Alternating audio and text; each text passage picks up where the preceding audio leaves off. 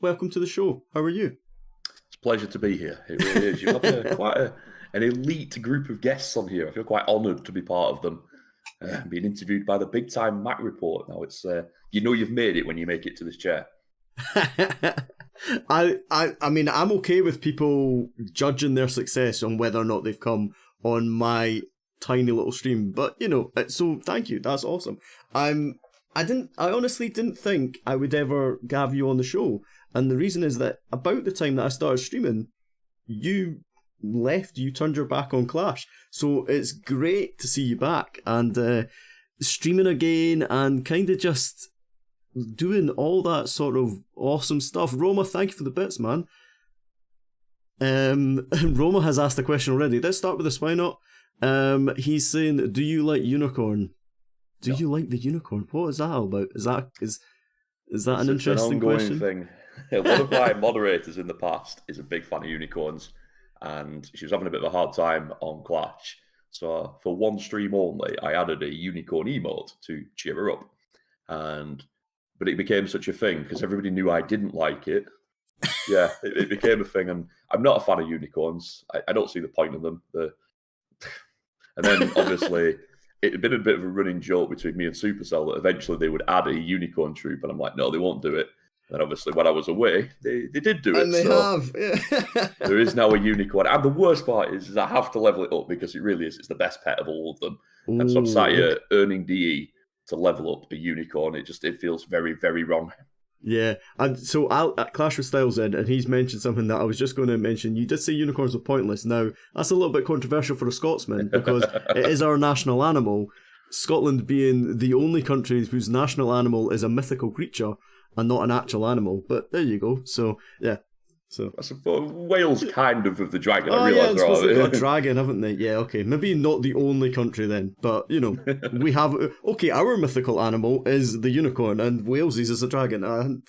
No, dragons are real. Okay, anyway, what are we talking about? To be fair, ours is a lion, and as much as there's some dangerous places in England, I've never seen a wild lion in England, so I don't know how we inherited that one. Yeah, exactly. Right, three of them. Well, we talk about Clash. Sorry, I've already gone totally off topic. We've talked about unicorns and all sorts of nonsense. What is the strongest pet is a really interesting conversation. Now, you said unicorn, which is interesting. I did a survey, a poll on Twitter. The yak was the strongest according to the poll, which I was surprised about.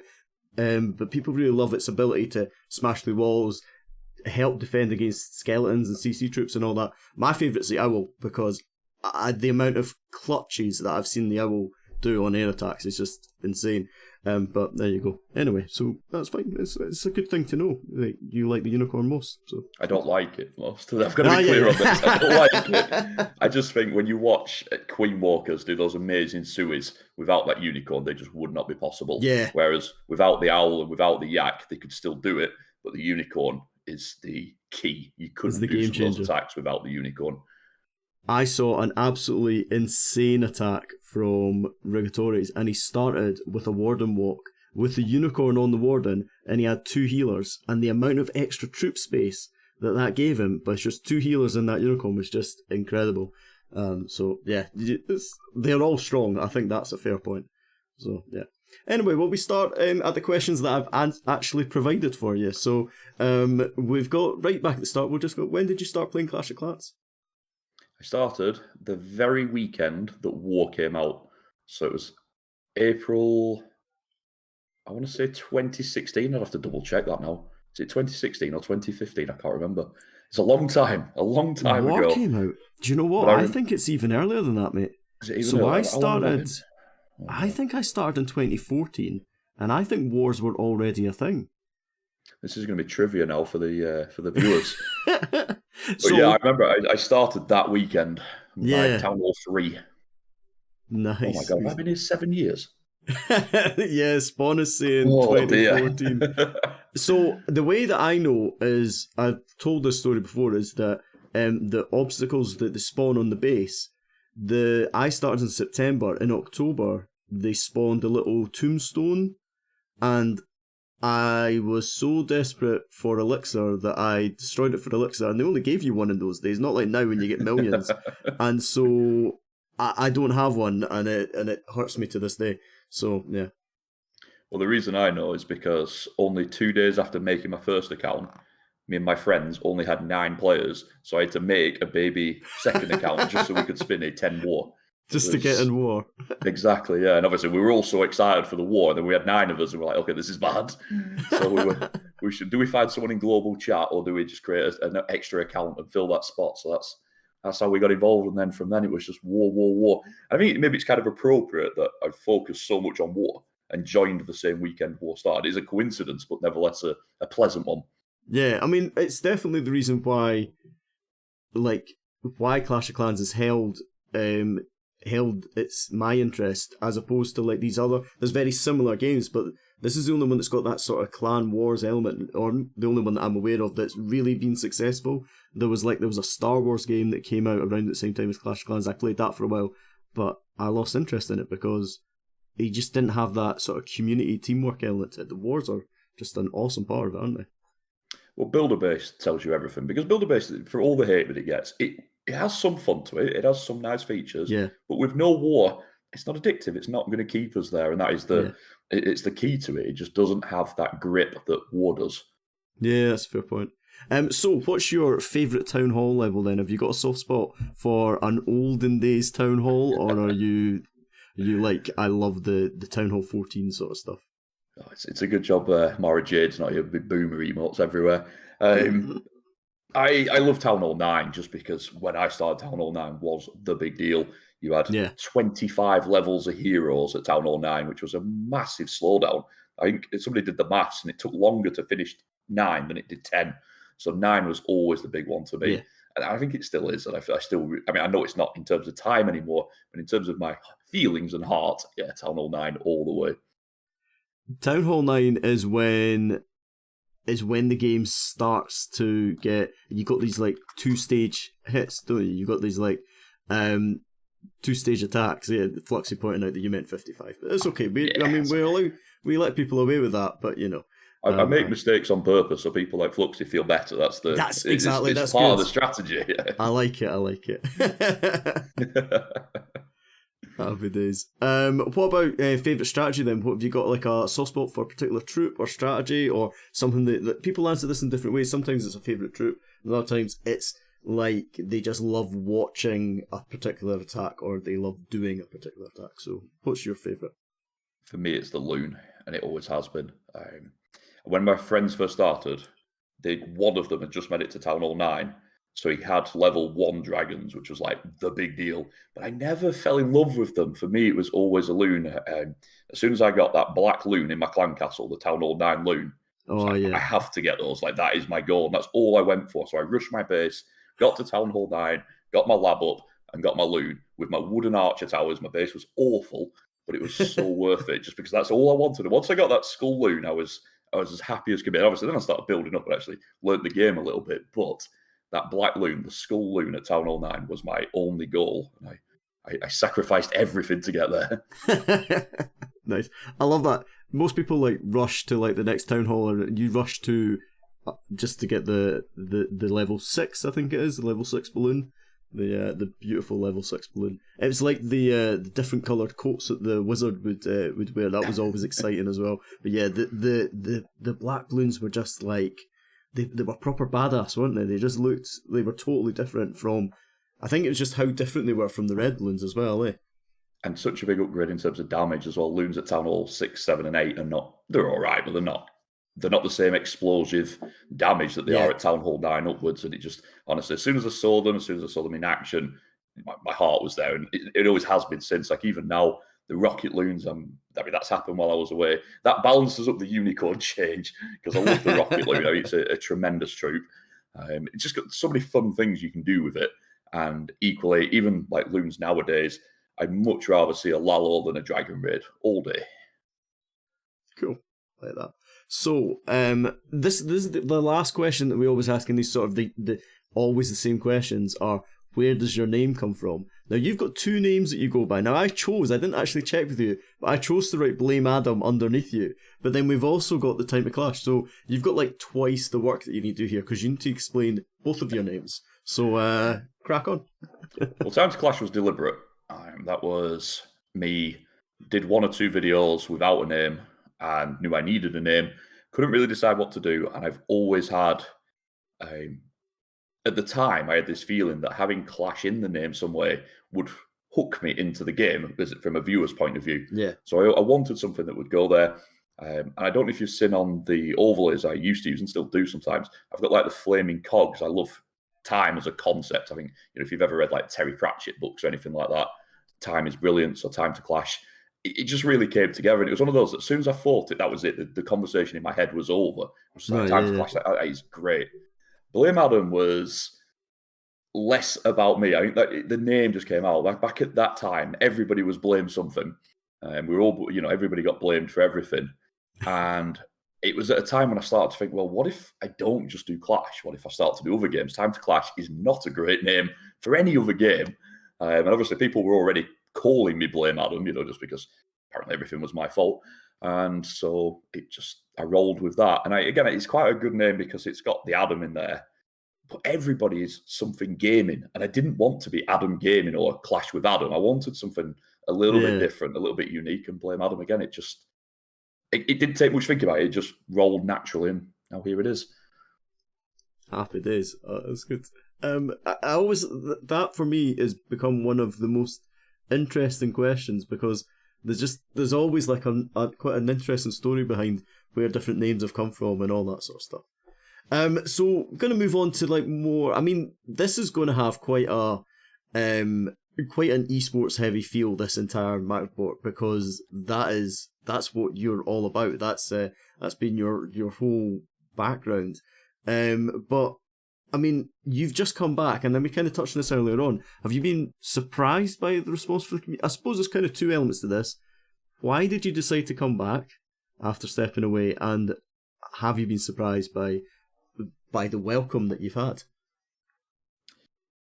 The second question's the easier one to answer. Yes, very surprised. I mean, 10 months in gaming terms. I mean, we talk about events that run for 3 months and we call it an eternity. Clans rise and fall in that time. And unfortunately, when you're organising events, it's a nightmare because your favourite going into the event might have fallen apart by the end of the event. 3 months in game terms is that long. I've been away for 10 months, so more than 3 times that. I didn't expect anybody would remember me. The game has moved on. You can just see that in the teams. You see that in the media, even if you just look at who's streaming Twitch and who's doing well on YouTube. So much has changed in those 10 months. I'm overwhelmed by the support coming back. Perhaps, I mean, you mentioned the community, but I'll be honest with you, more so with the teams and the clans, the number of top people that have reached out, like Queen Walkers, obviously not strong at English. They're not one of the teams that is very good with English, particularly. And yet several of them reached out, and I was like, wow, like I kind of understand that some of the teams that I worked with might have nice things to say about me coming back. But a team like Queen Walkers, who I've only indirectly worked with, and people like that, it's not just them, it's several others as well. It really is. I don't even know what to respond. Like when Gaku's messaging you saying it's great to have you back, like, it's me that's honoured, not the other way around. It's me that feels humble in this situation. And so, why did you decide to come back? What is it? Just you just couldn't stay away from the game, or what was it? I don't know. It is the really honest answer. It was bizarre. In my head, I'd been planning that I was going to move away from Clash, and obviously on YouTube especially. Once I start putting videos on from a different game, that's it. And the YouTube is no longer Clash, and it would be almost impossible to swing it back. Yeah, you've got gifted subs going on. You have to shout people out. I know.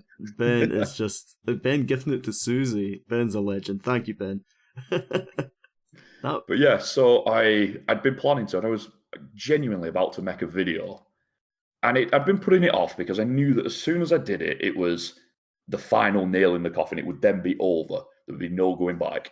And just as I was about to do it, I got a message from someone completely random, not someone that I was close to, not someone I'd worked with before.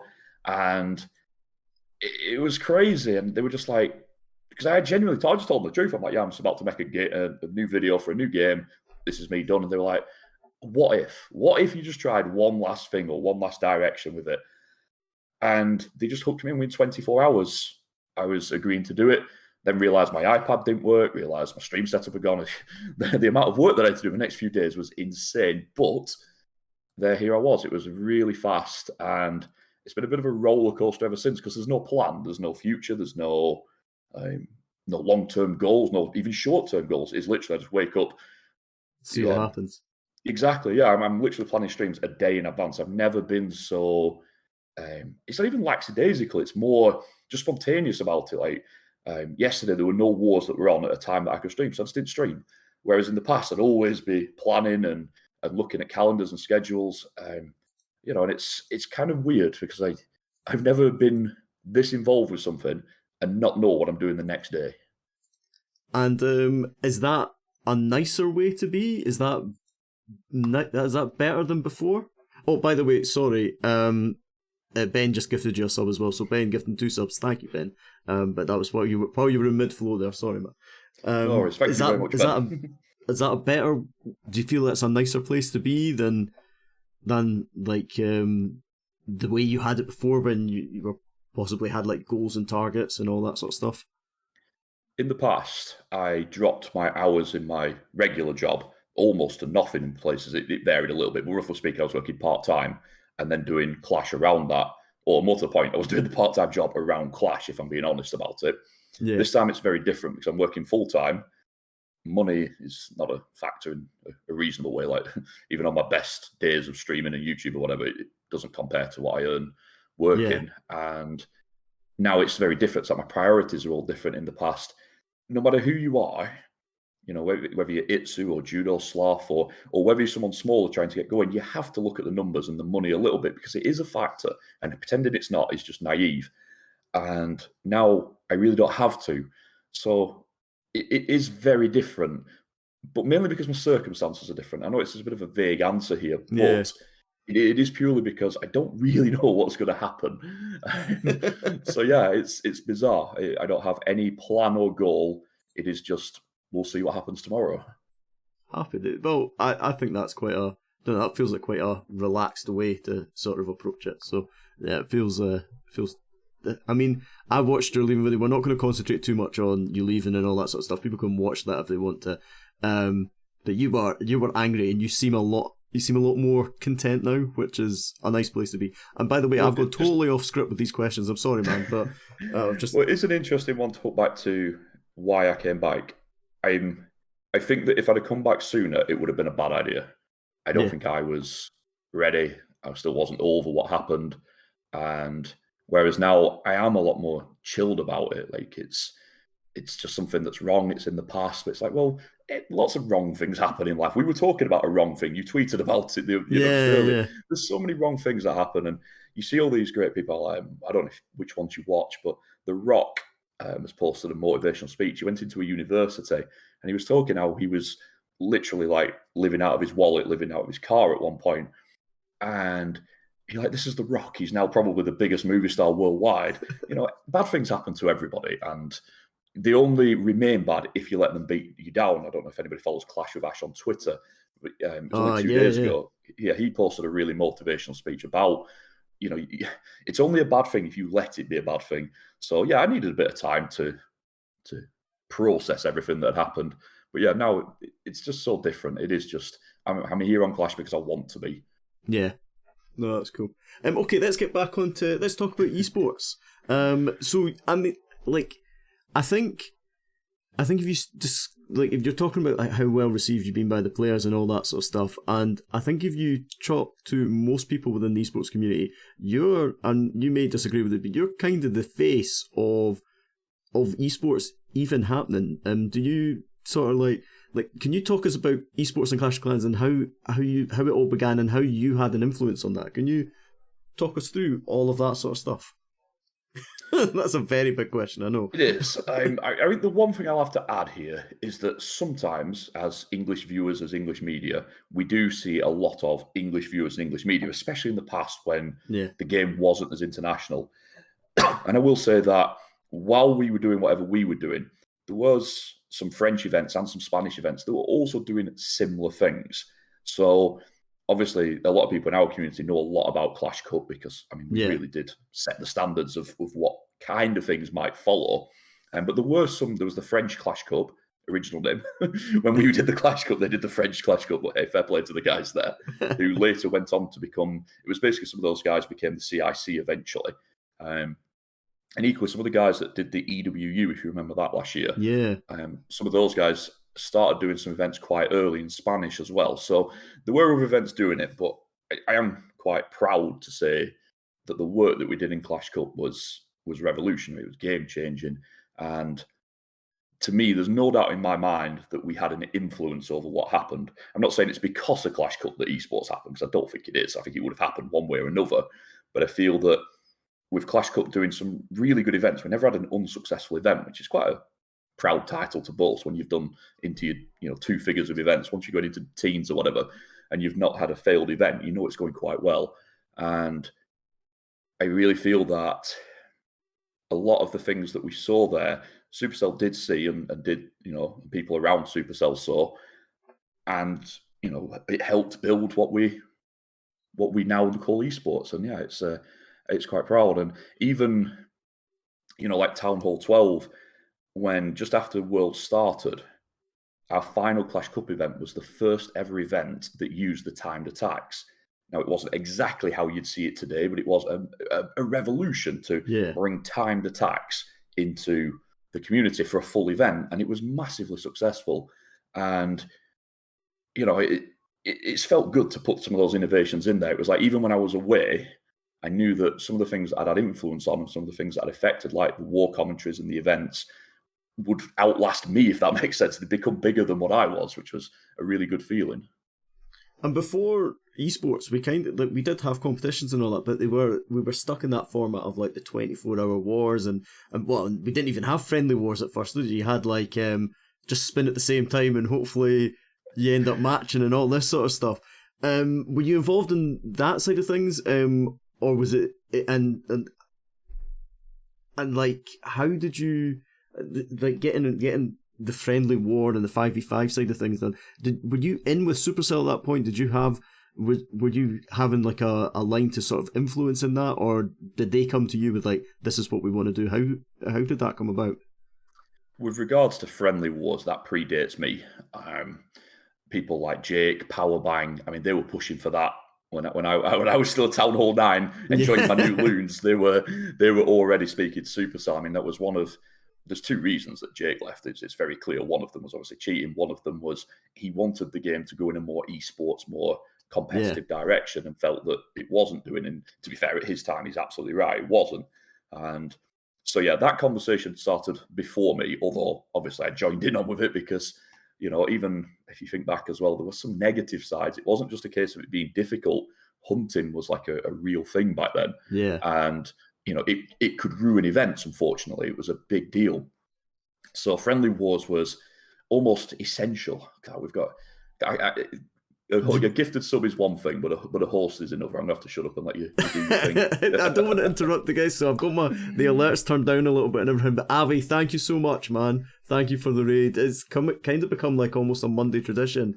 Avi starts raiding this. Avi is on my hit list of people that I want to have on for an interview. Do you know, when I was chanting in his stream, Adam, he said to me that no one has ever interviewed him before, so that needs to happen. He's on my hit list of people that I would like to have a chat with. There's so many. It's awesome. So, Avi, thank you so much. You kind of building up from me. I'd argue Darian's a bigger deal than me. Then Clash Playhouse. That's like the top of the pyramid, isn't it? Once you get exactly, yeah, just going up and up and up is great. So yeah, absolutely. No, I never got a chance to interview him either. He was on my list, but then. Yeah, we never got there. So, I mean, we've not really talked about that, but I mean, like, the whole Into the Clan Castle is a massive influence on this whole concept of just... And to be honest, this was meant to be more of a just chatting about the world of Clash of Clans and all that, and it's kind of turned into a one-on-one interview quite a lot of the time, just because that's what's happened, and it's quite cool the way these things have morphed.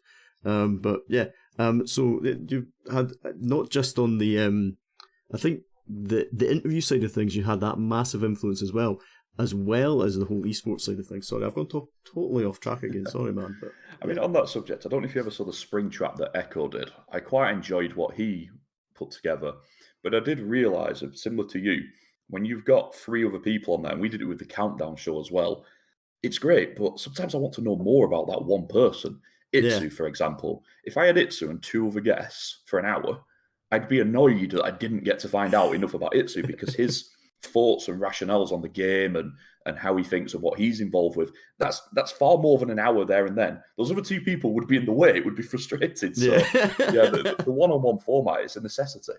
Yeah. Oh, the Itsu interview as well. He was so open. I think just very German, to be honest. It's just very matter of fact about how he felt about the scene at the moment and the game, his frustrations with Clash and what he loved about it. It was brilliant. So yeah, I'm like, it's mental that I can say, oh yeah, I've had Itsu on the show. Like that blows my mind. Yeah. It's like, yeah, Itsu, me and him. It's just like crazy. Sorry, let's go back to questions. So yeah, the timings and all that. The other kind of thing, and I've tried it on my stream and I couldn't make it work, so I abandoned it. Other streamers do use it.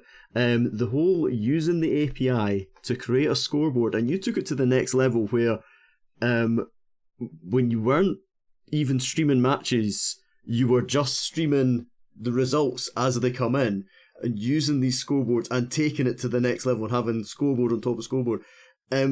Where did that idea come from? Who comes up with that concept, and how long did it take to develop? So, I mean, that started a long time ago, literally as soon as I started streaming. Back when I started and Powerbang and Ash were doing their thing, people had the score on the screen. 24-hour wars, and they would have the score.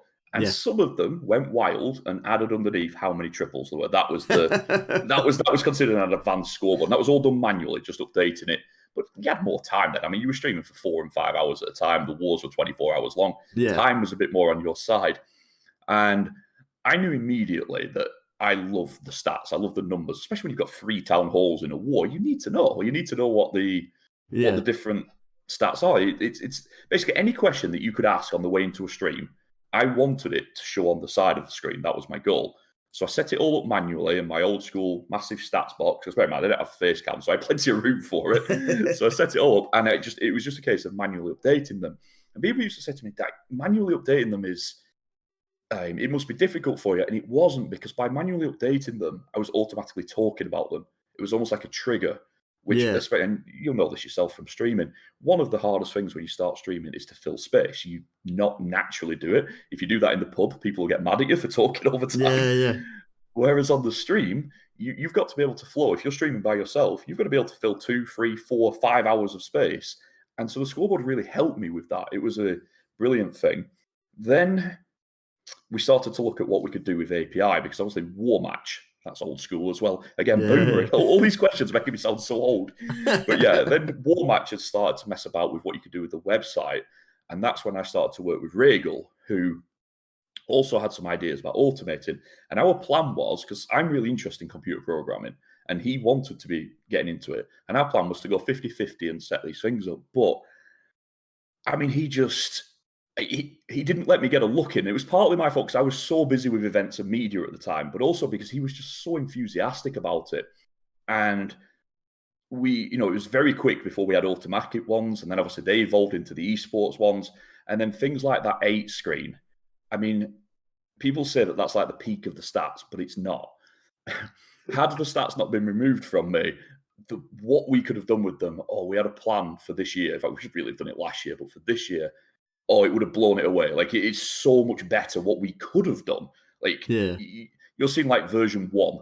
I had this vision in my mind of something it would be next level. It would be so good that Supercell would copy it. I guarantee it. It's that good. And like I said, it's a real shame that we didn't get to finish that project and show what we could do. It's amazing what it is. And obviously Susie Gaming uses it now. And it is superb what Regal's put together.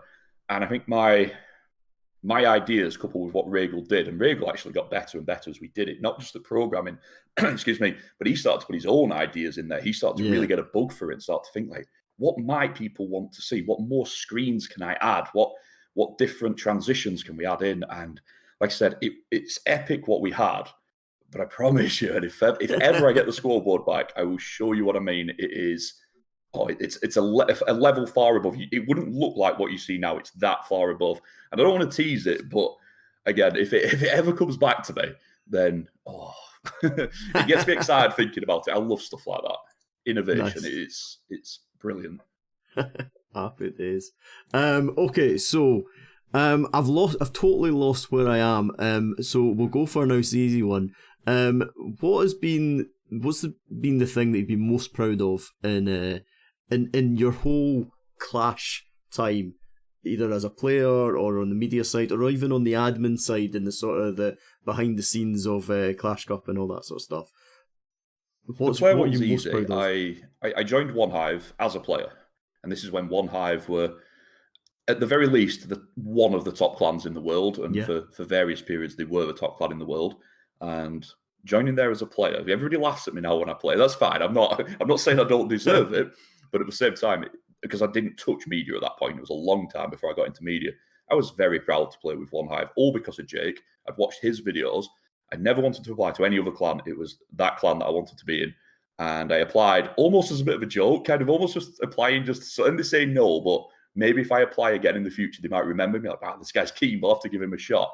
And they got me in, and I just couldn't believe it. Now, when you join One Hive back then, you don't go straight into One Hive main. You're not sat there with Jake the next day.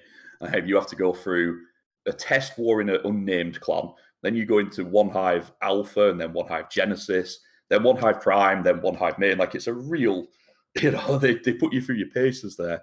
But I've always had so much love for One Hive. And again, it started with Jake for sure, but it's expanded way beyond that. I mean, the clan and the family, they are a pillar of Clash of Clans. And even though eSports, they're not quite at the peak that they have been in the past. They're good, they're decent, but they're not quite as high as they have been. I mean, that's a clan that I'll always remember. And as a player to get there, to me, that was a big achievement. So that's an easy question. The next two are a bit more difficult. As a streamer, my biggest achievement, in fact, I guess both of these questions are the same answer, really, but it's the influence that I've had. Like, I've been quite lucky. I've had some big streams. I've had 1,000 concurrent viewers on YouTube. I've had 1,000 concurrent viewers on Twitch, which is monumental in Clash terms. Yeah. And, those are good achievements. But the bigger achievement is that when I look at the current crop of streamers and how good they are, much better than me, I'll admit it. Eric, Lexnos, Itsu, Judo, Carbon.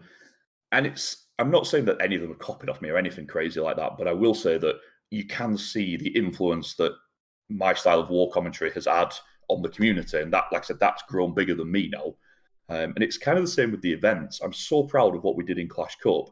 And the fact that that has had an influence on esports, even now, you can see little things that we did. You only have to watch some of my older videos and watch a current Supercell video to see parts that have sort of gone right through the system and ended up in there. And that's my biggest pride. It's the fact that even though if you don't know me, you can't see it. If you're brand new to Clash, you won't see it. There's parts of me in the war streaming community and in the events and esports and all that kind of thing. I take quite a lot of pride in that. I'm very, because it's not something I would have expected to do. I don't consider myself a game changer or anything. I didn't come into Clash thinking I was going to change the world or anything. And the fact that even when I was away for 10 months and stuff, I could still see parts. Like, even just like there's an esports tab now in game. I made a video about we need an esports tab in game, and it's just little things like that that have stuck through. It's great. Nice. Sorry, long answer there. Spawn says, I still have my Clash Cup medal on my wall. I polish it every night. So man, you didn't ask this question, so I'm going to give you a bonus answer here. When it comes to regrets, it's that I didn't do more with Clash Cup. I mentioned that Town Hall 12 event earlier, and obviously at that point, Wuxia was involved, and Wuxia's done some incredible stuff as an admin. She very much balanced up the fact that I do a lot of work on streaming, and she did a lot more of the nuts and bolts in the background. Sort of, I would come up with the creative ideas, and she would be quite often the one to implement it. We had a good setup. And we did that Town Hall 12 event, and it changed Clash of Clans because all of a sudden the player events now could do timed attacks. And every single one afterwards did. Like, you know what I mean? That one event changed it all. And like, why did I not do the next event? Why did I take my foot off the gas? And I was focusing on other things at the time. I had this vision that I was going to be a YouTuber. Then obviously I got involved with CWL and 24 Hour Wars. I'm like, why did I?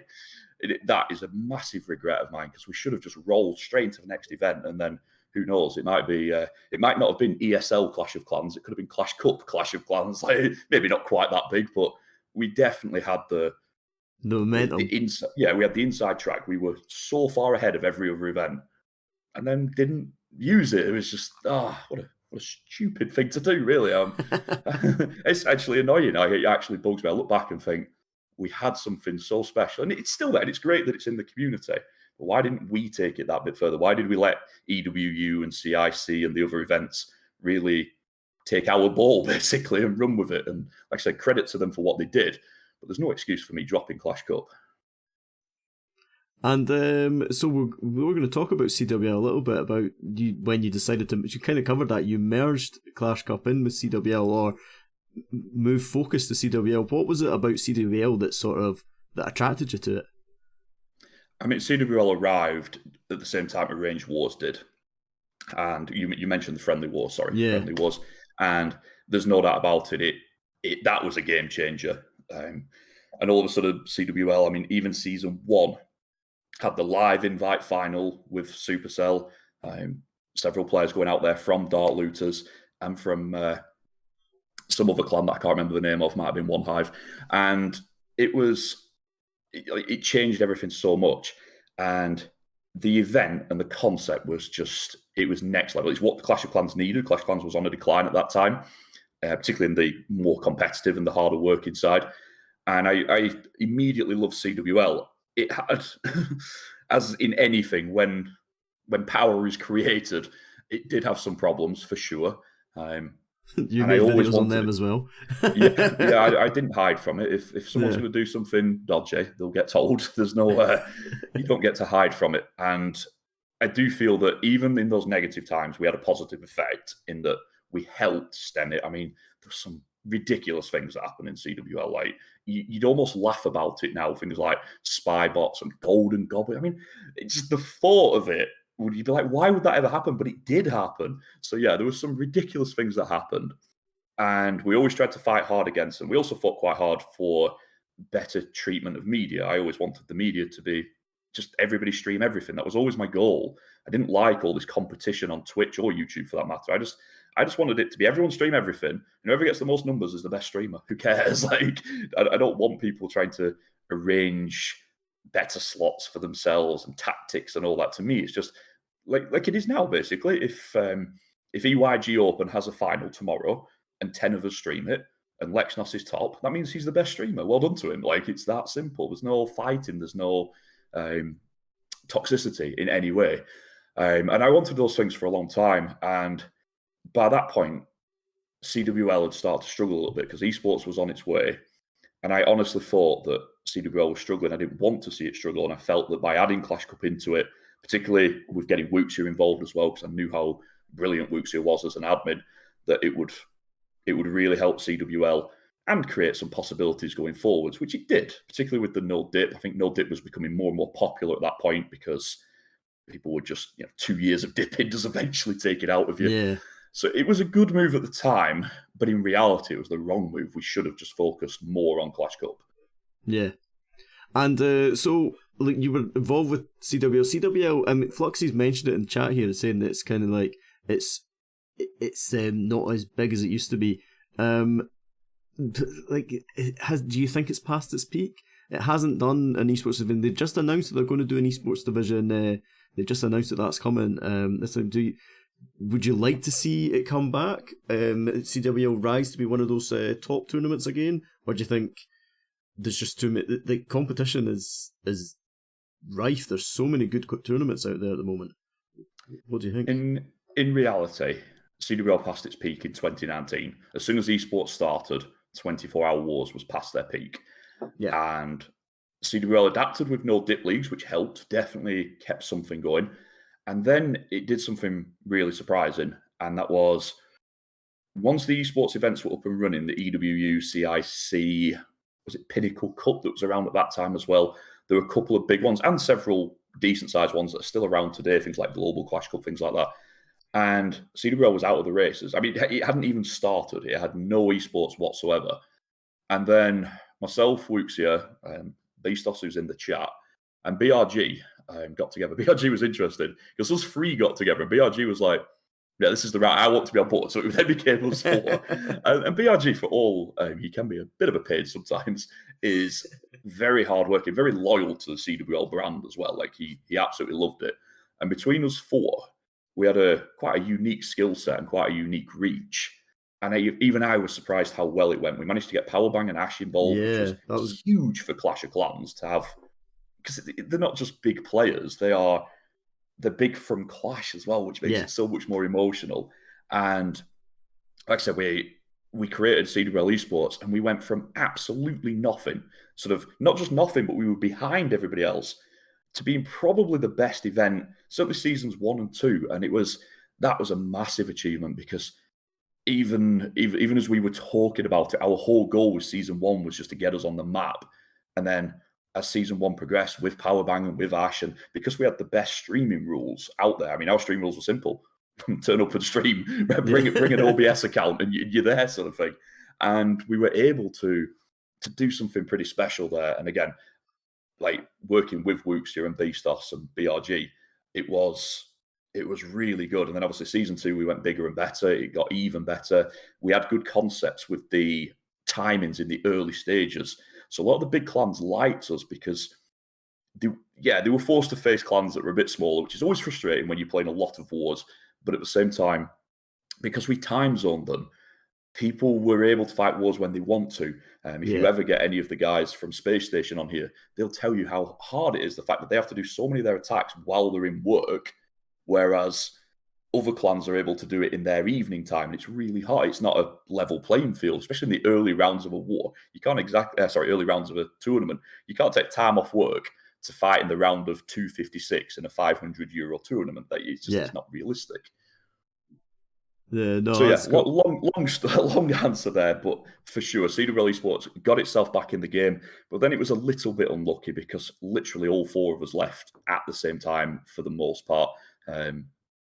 Beastos felt a little bit sort of left behind, so he went on to other events, which he's doing a fantastic job with. Yeah. Wuxia has all but left Clash. BRG much less active than he used to be, and obviously it's no secret what happened to me, sort of thing. So it was unfortunate because we had something really good there. And even when I look at the events now, as much as I like them, I still feel that CWL Esports, if it had carried on season 3, season 4 properly, man, we had a really good team there. And it's got a lot of respect in the community as well. Even if you speak to somebody like Valley from ATN Attacks, even with the ups and downs of CWL, like he and various other players have still got a really strong, a bit like me, I suppose. Part of the reason why I love it is because you've got that strong feeling because it's CWL and it's been there, what is it, 4 years now? It must be past its 4-year anniversary. Yeah, it'll be coming up to 5 soon, won't it? So, and when Yeah. you've got that kind of history behind you, it does give it a bit of an edge.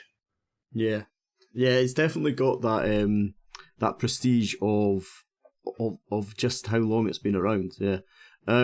So the next one's maybe a little bit controversial, but there are a lot of tournaments at the moment. I mean, I'm quite a small streamer. I am in so many servers and I struggle to keep up with them. Do you think you can have too many tournaments? Or is it healthy for the esports scene? Is this, and not just the esports scene, the competitive community? Is it healthy or is it too much? What do you think? Choice is healthy. It's a good thing, definitely.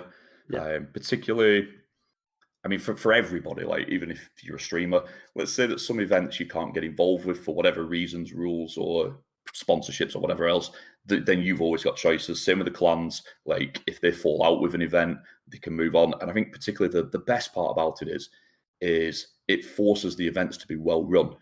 If you yeah, get a reputation of not paying out on time or struggling to organize matches or not following rules or anything, whatever negative reputation you get, it really is a case of, okay, I'm going to take my clan and go elsewhere. The one downside is there's no doubt about it. As a streamer, you know it as well. There's so much going on. How do the players cope?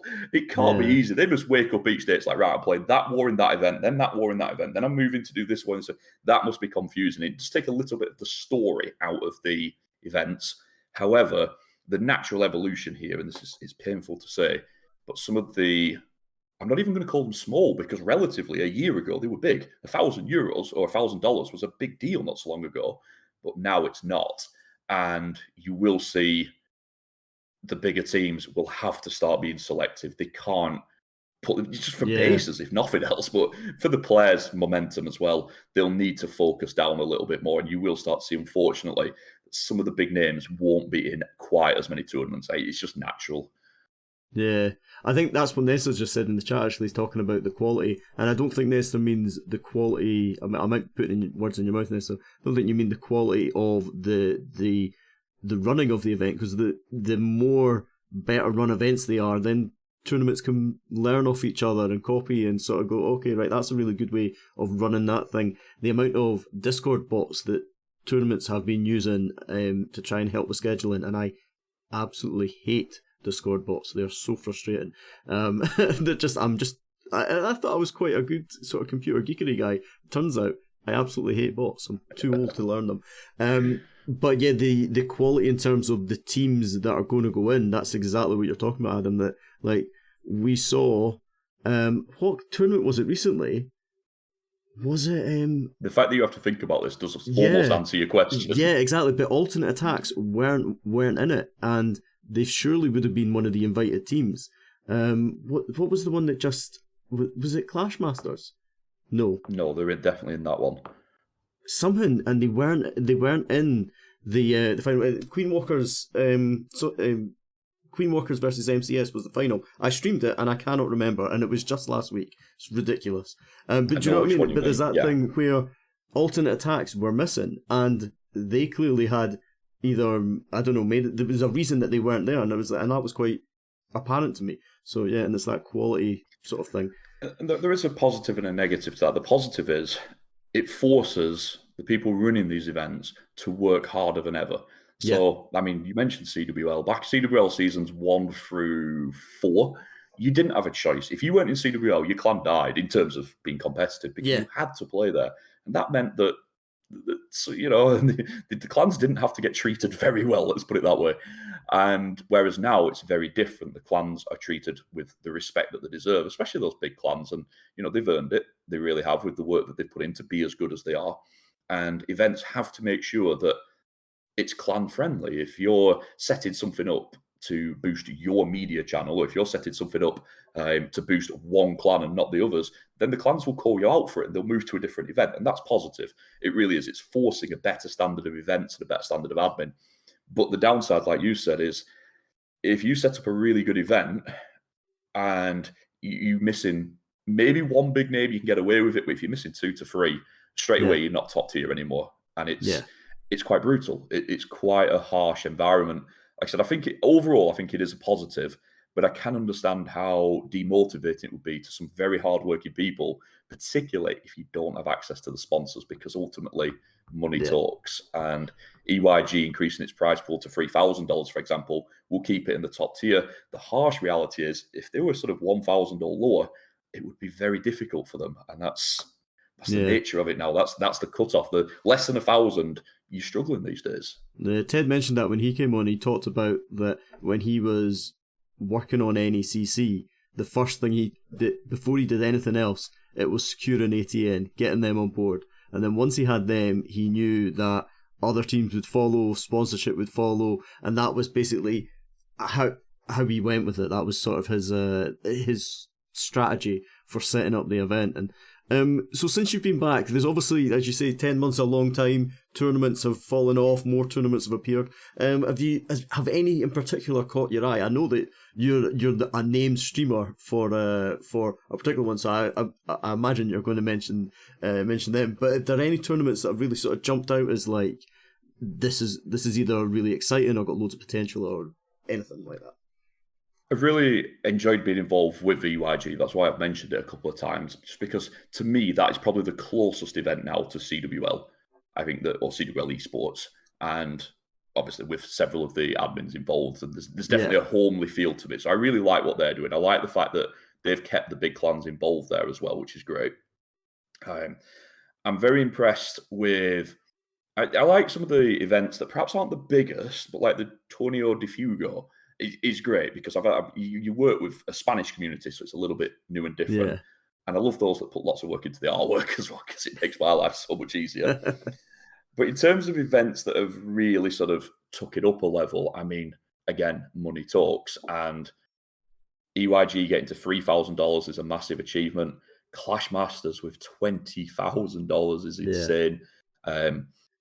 And obviously the Stephanie Championship, it's $50,000. It's insane. I mean, if you'd have said to me when we started CWL Esports, right, our goal is to get even 10,000, let alone 50,000, I'd have said it can't be done. Like, that is just out of our reach. And now, I mean, the 5-figure numbers, it's starting to become the goal, especially as a top event. You know, that's the number that you're looking at, somewhere up near there. And that's just ridiculous. $50,000. It's just, yeah, what do you even say? And that's not even including the money that they put into casters and streamers and artwork. And, you know, they pay some of the production guys. It's not all free. You know, 50,000 is just the prize pool, let alone the background. It is insane. And it excites the clans, there's no doubt about it. Those pro players want to work harder. And to do that, they need more money. It's that simple. So it lifts the community in every way. So Itsu, when he was on, he mentioned that the reason that he moved from he said, it's kind of summarize, but he said he would rather be a pro player, he'd rather do competitive stuff, but he couldn't afford, and the media he needed to put more time into the media because that's where he could generate an income to try and support. Do you think there'll ever be a point when Clash of Clans Esports is able to be a job for more than potentially one team? I mean, I'm not even sure alternate attacks are actually full-time pro players, if that makes sense. But do you think we ever see that with the Clash of Clans team becomes that big? The irony is here, the one event that I didn't mention that I wanted to get onto was NACC. Yeah. And the reason I like NACC is because it's the Pro League. And Clash of Clans needs a Pro League. And as much as I like the work that the Northern Arena team are doing, the reality is it needs a Supercell Pro League, and it has for a long time. It's ironic because you mentioned the Itsu, that you had Itsu on here. When I had Itsu on, me and him talked about it on Inside the Clan Castle. Like, it's needed a Pro League for a long time, and the need is greater than ever today. It needs it because that would help, because then there would be a guaranteed income for some of the pro teams, and that would really help boost things forwards. As for whether it will become, I mean, that depends how good you are at media as well. That's another factor. You know, so for example, in Itsu, a Lexnos, a Carbon Fin, or an Eric even, because bear in mind, they were both good players, but they both focus more on media. And I don't know if it will ever happen if you're good at media, because when you're good at media, the opportunities it creates. I mean, look at Powerbang and Ash now. Yes, they still do their own channels, but that's not their biggest income anymore. They have other things, other businesses and everything else. It spirals into other things. Whereas as a pro player, maybe a little bit of sponsorship if it grew, but reality is the prize pools would be your main income. So I still think that if you're good at media, the media will end up the more attractive option. And it is almost a shame. I miss seeing Itsu playing. You know, I miss seeing Carbon and Eric for that matter as well. Like, it is a shame, but on the flip side, I totally understand their choice. No, I'm not criticising. I just thought it was a really interesting thing. I mean, you're talking about the money growing. It's like, I wonder if we ever get to a point. The killer with the money is that at the minute, even if you sort of factor in NACC and Stephanie Championship and Clash Masters, the reality is the bulk is Worlds. Yeah. And that is still, I mean, if you had all the prize pools together, I think Worlds would still contribute to 80 or 85% of all available prize pool. And because of that, every esports team is 100% focused. Like, it has to be the priority, and it's almost a must-have, particularly for a team like Space Station Gaming, who don't currently have a golden ticket. Everything else is immaterial. They have to get to Worlds. Yeah. It's almost a killer. And think back to Tribe Gaming last year not getting there. That was a failed season for them immediately. No matter what they did in any other event, the fact that Tribe didn't get to Worlds, it's an immediate sort of red cross next to the season. It hasn't happened. I'm not just picking on Tribe there. Any team that doesn't get there. And that's the problem. The 8 spaces for the, let's say, 20 teams that are in that skill category, it's harsh. And that's why Supercell needs to put the Pro League. Like, I'm not going to say has to be, because obviously there isn't one right now and things are working. But to me, the Pro League, it's more essential than ever. And it was already essential 18 months ago. Yeah. Cool.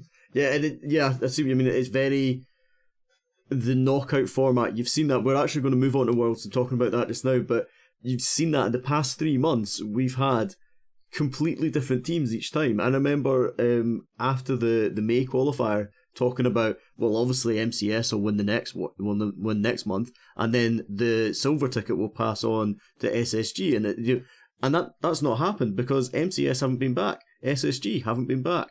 Like, that's insane. Now I've talked about that with previous guests, so we'll not talk about that too much. But what teams do you think, based on obviously you've just come back in, so you've got this quite an interesting way of, okay, there is some, you obviously know teams from before, so maybe you have got some sort of emotion in there as well, but you've got this knowledge of just how they're doing right now. I saw your tweet earlier on today about like why are Queen Walkers not up high on that the list, because Queen Walkers are on fire right now. Obviously they won't be there because they already got a ticket. They're golden. Yeah, but so that was kind of my point with that. You win a golden ticket, you win the Stephanie Championship qualifier, you win the Clash Masters qualifier. Like everything in the last 5 or 6 weeks has been Queen Walkers. To me, that's the number one on the power rankings. It's that simple. Yeah. Cool. So who do you think? What you had to pick? Maybe you don't need to fill all 6 teams, but give us a few names of who you expect to see there, and feel free to throw in the odd wild card, like the old Rest rocking up last month, which was insane. I think for some teams it's a must be their situation. Space Station Gaming are one of them. Tribe probably as well. Vatang, MCS, teams like that. They have to be there. They have to find some form. And get themselves there. I know that MCS have a silver ticket, but the chances of getting in with a silver ticket are still super slim. Yeah, you need the golden ticket, and all those clans, their only goal is to get there. And I think it's fiercely competitive, which is fun. I do understand why Supercell do it this way. Like I said, there's probably 20 clans in that skill category that are realistic contenders for the golden tickets, and only 8 of them get there. It adds the pressure, but wow. You'd hate to be in one of those clans after that 6th golden ticket lands on somebody else, and you sat there like, well, Town Hall 14 was a waste. It is brutal, definitely. For teams perhaps less shouted about, I'm very impressed by Carnage Gaming. Now, I know that they've got some very big French community players, and you can't exactly say that they are a surprise package or anything, but I am very interested to see if they could go further. They've already got a silver secured. It wouldn't shock me to see them get a goal because they're capable of putting up the right numbers to get there. Who else has impressed me? GK Cog. I'm very impressed with some of the things that they're doing. And that is a clan that I've not heard of either. Like even a couple of their players in there I'm still not fully familiar with. But I do like to see what they're doing. They're a fun one. Anytime they match up against someone big, they always show their quality. Even if they lose, they look like they're on the same level as the ATNs and the Queen Walkers. And so I won't be so those two probably slightly less talked about, but I won't be shocked to see either of them get there either. And we've got and then there's these really interesting situations as well where you've got teams who have completely new players in them. So like former Team Ninja, right? Former M2 Ninja, then Team Ninja, now at Felion. At Felion are a totally different team from what they were at the start of Town Hall 14 or what they were in May. And so, like, suddenly at Felion, I really rate Ninja. They are a ridiculously strong team. Really inconsistent. Not really inconsistent. That's maybe a bit harsh. I think that's a problem that all teams slightly less from. Consistent than perhaps some of the biggest teams. I think that you find that's quite. You've got loads of teams like that, but you've got like really like you see them pulling out 15 Star Wars, and then suddenly you're like, whoa, only 11 or 12 stars. Like, what happened? They just have an off day. So yeah. But you could certainly say that about Queen Walkers though as well. I mean, we're bigging them up now because, like I said, the last 5 or 6 weeks, basically since just before I came back to now, literally you flip a coin and it comes up Queen Walkers. Just doesn't matter what you do, it comes up Queen Walkers. They are phenomenal. They are the most talked about. Everybody wants to see them. It's amazing. But we all remember times when their confidence drops a little bit. They are very much a momentum team, and they could. Gaku, cover your ears if you're listening. He should be asleep. Hopefully he's asleep. But there's times when you see them play for a month and only scrap together a couple of small wins and struggle against the other teams. Like they definitely have that sort of potential inconsistency in them as well.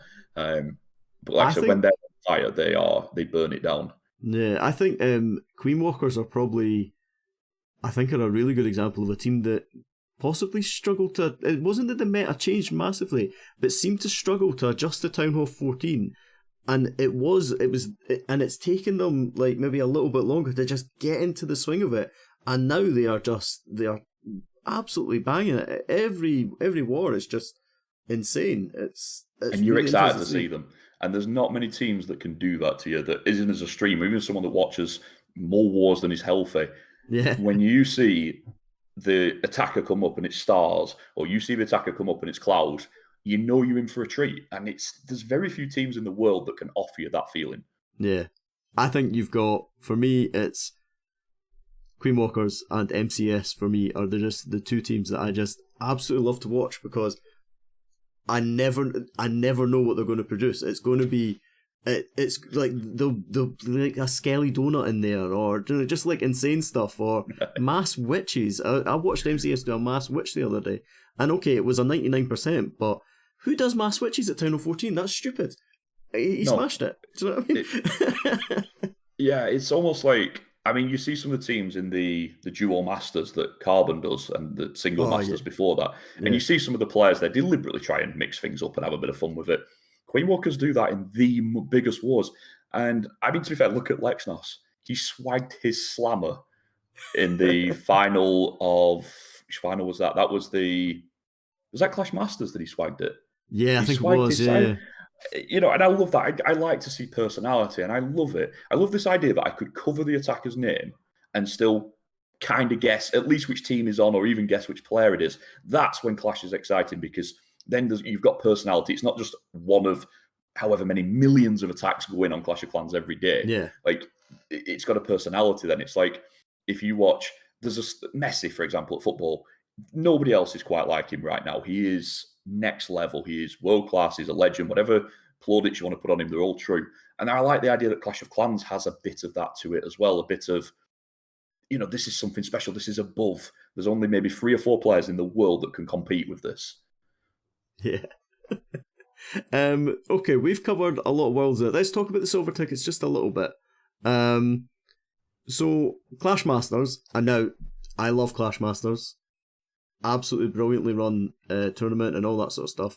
But they have appeared out of nowhere, or appeared out of Brawl Stars, not out of nowhere. They've appeared out of Brawl Stars, and they have a silver ticket at the end of their competition that they're going to give away. Is that fair? Do you think, are there other competitions that, like, there are community tournaments that have been running for a long time that are open to every tournament? Do you think it's fair that Clash Masters have appeared, or yeah? What do you think about the silver ticket system? Is it better than last year? That's probably an easier place to start. Okay, there's about 4 different Sorry, questions in there. yeah, exactly. I'll try to break them down, because I've got very mixed views on this, so I'll try Yeah, and sort of be as open as I can about it. So first of all, is it fair? No. It's that simple. It's not fair.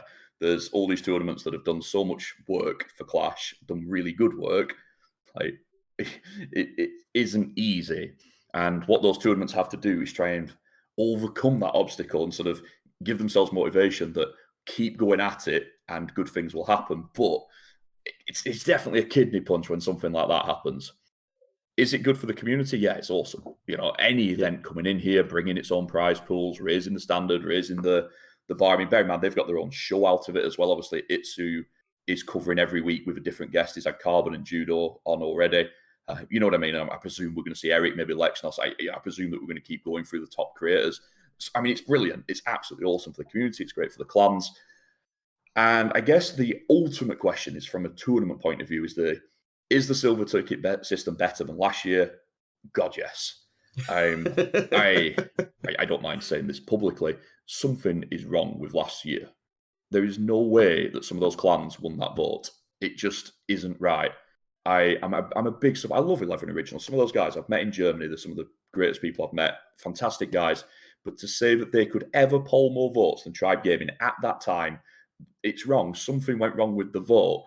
And to have your season decided on a broken vote is just, it could not be more ugly. yeah, So I understand the idea behind it. I've got to give positives, because the community vote does get the community voting, and therefore it's a positive. People are talking about it. It is good.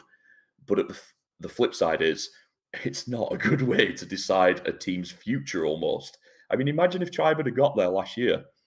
Would would Tribe be back to old German? Would it still have Nick and Lexnos in it? Would Itsu have stuck with playing? You don't know these answers to these Yeah. questions. And so, yes, the top and bottom here is that the silver ticket is a much better system, and I'm really glad to see it in. And I think that those final tournaments, when it really is last chance saloon, are going to be, I think they're going to be pressure pots. I think you're going to see more Yeah. mistakes in those tournaments, which is good for a viewer. It's exciting, especially in this high hit rate meta. Yeah. The seeing those mistakes, seeing that even the best players in the world doing things that I do on every attack, I think that's going to be really good.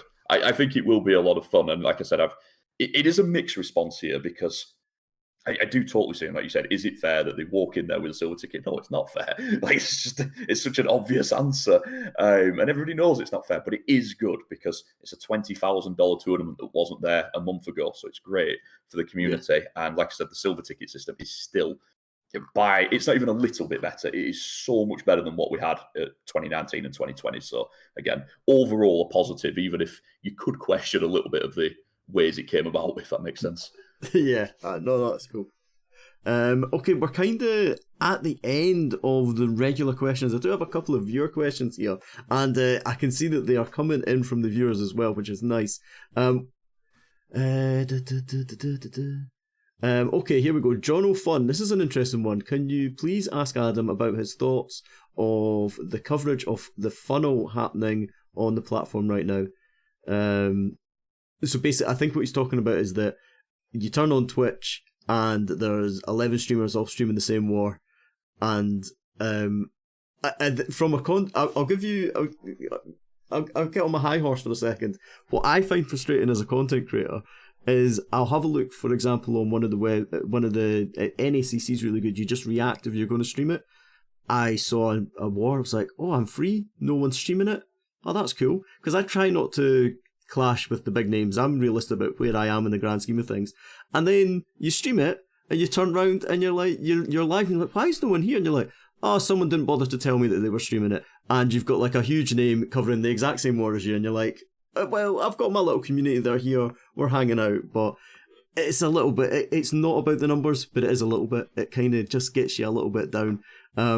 What do you think? What's your thoughts on that?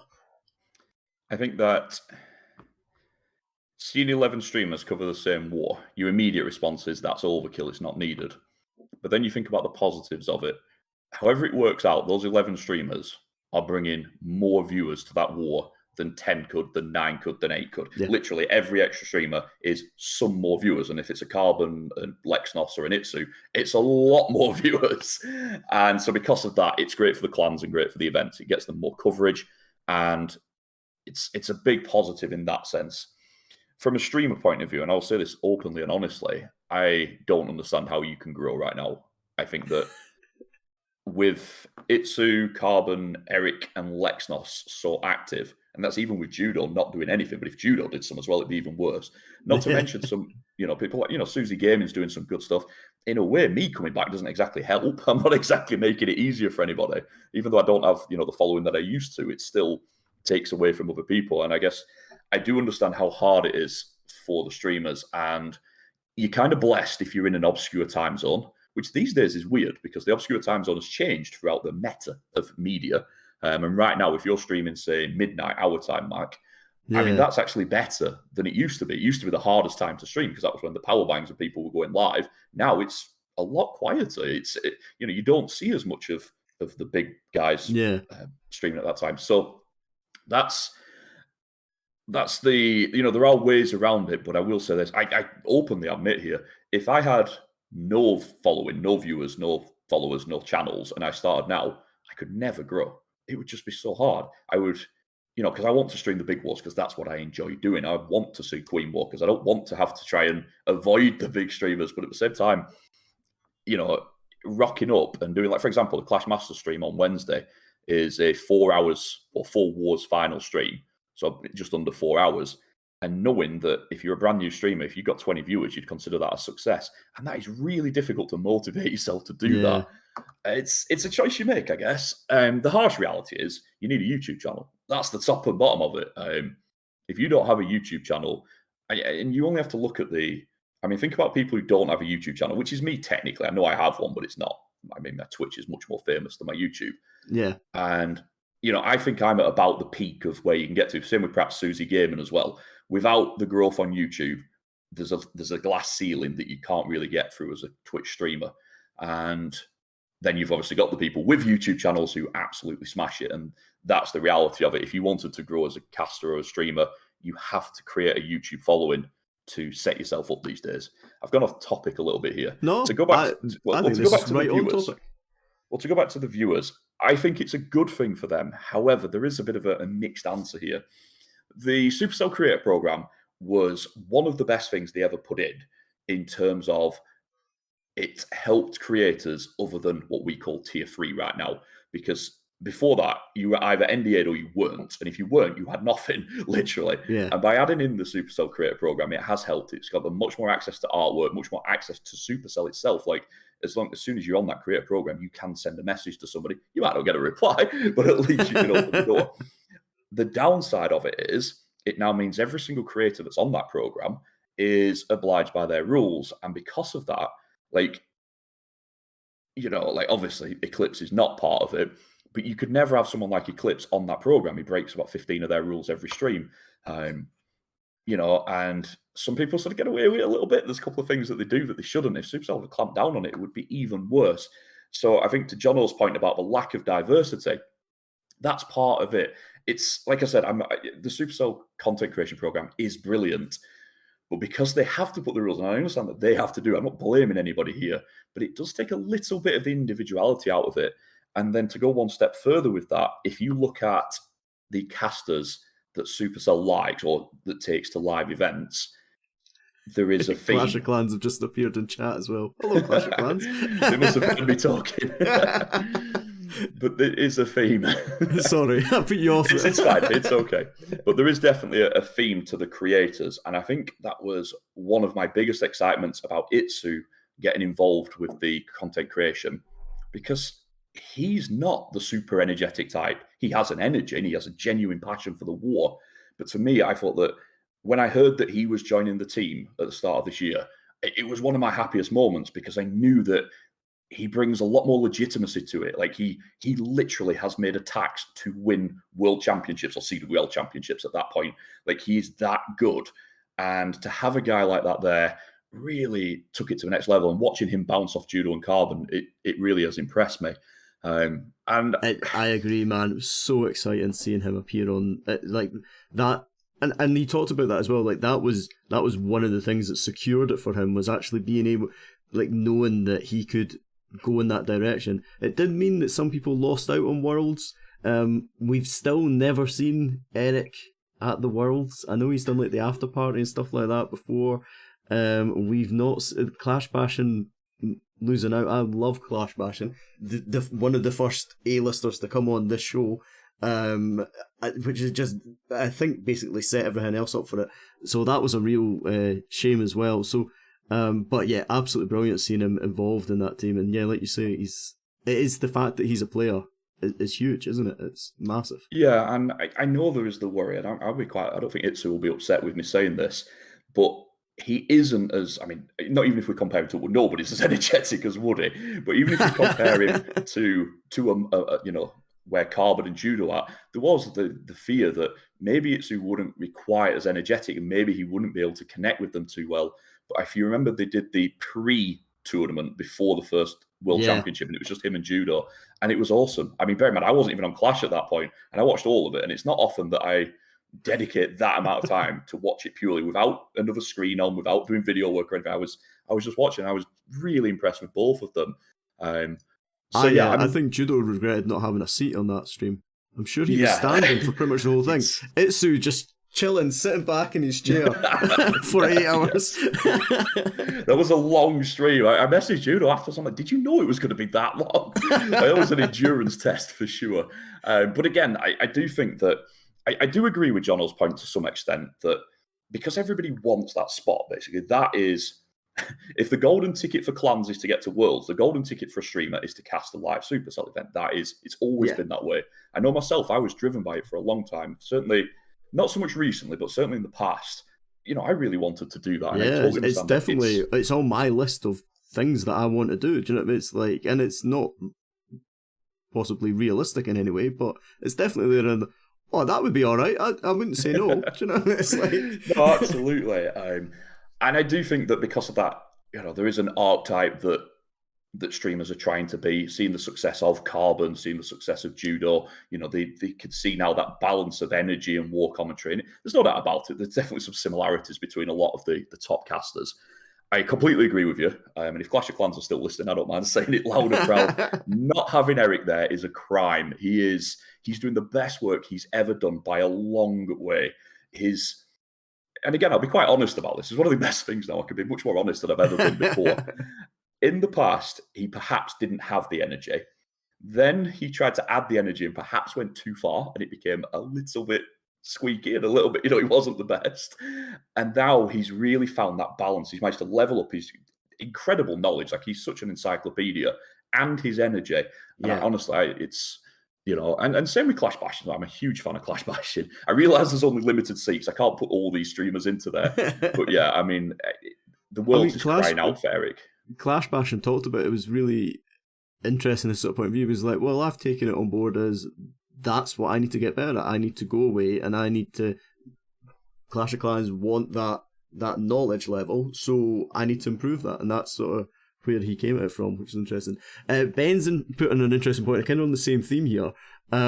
He said the most annoying thing on day 2 of Worlds, because only the chosen streamers can cover the board, which I'm personally gutted about. And of all the things about getting into the Supercell program, for me, it's there's this gatekeeping now to certain wars, which I would love to cover. But the interesting point that Ben's put on here is that all the streamers choose the same 2 wars, or the same 2 teams that they're going to follow on day 2, and so there's so much action getting missed.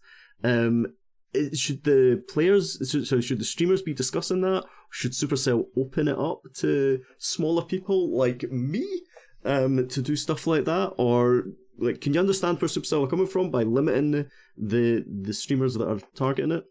And once again, I have asked you 6 questions instead of 1. It's a very complicated answer because I'm trying to see this from every side. Bear in mind, I'm on the same side of the gate as you right now.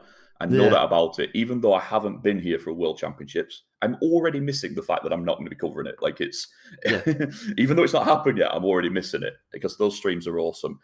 I totally understand from a logistics point of view, because bear in mind, we sit here and we look at, let's say, 5 or 6, maybe 7 big English casters, and then probably 20 sort of medium size behind, and we think, wow, that's a lot.